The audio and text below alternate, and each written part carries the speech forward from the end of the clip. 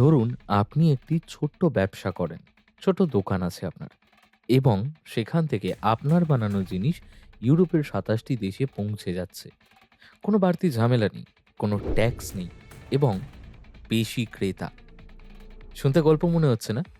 হ্যাঁ, এটাই হচ্ছে ভারত এবং ইউরোপীয় ইউনিয়নের mother of all trade deals. आज भारत ने अपने इतिहास का अब तक का सबसे बड़ा फ्री ट्रेड एग्रीमेंट संपन्न किया है।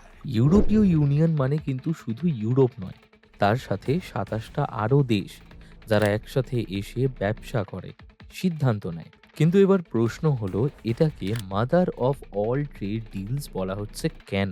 কারণ এটা শুধু কেনা বেচার ব্যবসা নয়, এটার মধ্যে প্রযুক্তি, পণ্য, ডিজিটাল ব্যবসা, বিদেশি বিনিয়োগ, এমনকি পরিবেশ এবং শ্রমিকেরও ভবিষ্যৎ। এক কথায়, এই ডিল যদি সাইন হয় তাহলে আমাদের অর্থনীতি আরও পরিমাণে গ্রো করবে। এবার আপনাদের প্রশ্ন হবে, এই চুক্তি যদি সাইন হয় তাহলে আমাদের কী লাভ, তাই তো?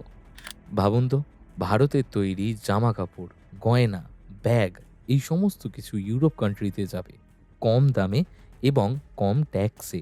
ভারতের আইটি ইঞ্জিনিয়াররা ইউরোপের বিভিন্ন কোম্পানিতে তারা চাকরি পাবে, আর ইউরোপ থেকে ভারতে আসবে নতুন বিনিয়োগ। তার মানে নতুন চাকরি, নতুন স্টার্টআপ, এই সমস্ত কিছু। তবে বিভিন্ন গল্পেও যেরকম টুইস্ট থাকে, সেরকম এখানেও একটি টুইস্ট আছে।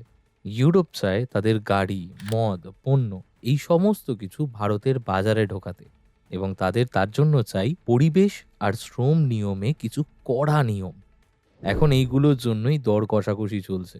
সব মিলিয়ে যদি বলি, তাহলে এই চুক্তি যদি হয় তাহলে ইন্ডিয়ান মানুষদের বা যারা আইটি ইঞ্জিনিয়ার হবে বা যারা যে ফিল্ডে পড়াশোনা করেছে সেখান থেকে তারা চাকরি পাবে, কিছু বিনিয়োগ আসবে, যার প্রভাব পড়বে আমাদের ব্যবসা, আমাদের বাণিজ্য, আমাদের ইকোনমিতে।